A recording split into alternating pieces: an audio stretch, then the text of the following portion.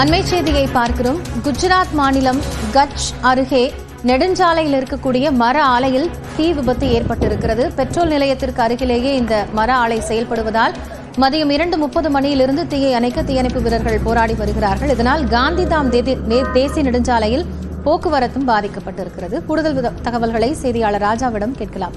ராஜா, இப்போ தீ விபத்து கட்டுக்குள் கொண்டு வரதுக்கு எவ்வளவு நேரம் ஆகும் எதிர்பார்க்கப்படுது? வணக்கம் காயத்ரி. குஜராத் மாநிலம் கட்ச் பகுதியில் காந்திதாம் பச்சாவ் அப்படிங்கிற ஒரு நெடுஞ்சாலை இருக்கு. இந்த நெடுஞ்சாலை பகுதியில ஒரு தனியார் மர ஆலையில பகல் 2:30 மணி அளவுல ஒரு தீ விபத்தானது நேரிட்டது. காற்றில் இருந்த ஈரப்பதம் குறைந்து வறண்ட காற்றின் காரணமாக அந்த தீயானது அருகில் உள்ள பிற பகுதிகளுக்கும் பரவியது.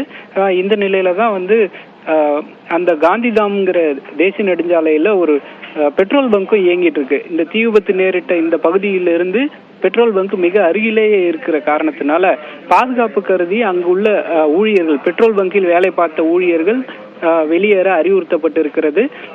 இந்த தீ விபத்து சுமார் 2 மணி நேரத்துக்கு மேலாக எரிந்து வரும் தீயை அணைக்கும் பணியானது தீவிரமாக நடைபெற்று வருகிறது. இந்த காந்திதாம் தேசிய நெடுஞ்சாலையில் 6 வழிச்சாலையான இந்த சாலையில் மிகப்பெரிய போக்குவரத்து பாதிப்பும் இந்த தீ விபத்தால் ஏற்பட்டிருக்கிறது. தேசிய அளவில் மிக முக்கியமான ஒரு பிரதானமான தொழில் வழித்தடமான அந்த காந்திதாம் தேசிய நெடுஞ்சாலையில் இந்த தீ விபத்து காரணமாக போக்குவரத்து 1 மணி நேரத்துக்கு மேலாக பாதிக்கப்பட்டிருப்பது மிக முக்கியமாக பார்க்கப்படுகிறது. காயத்ரி, நன்றி ராஜா, விவரங்களுக்காக.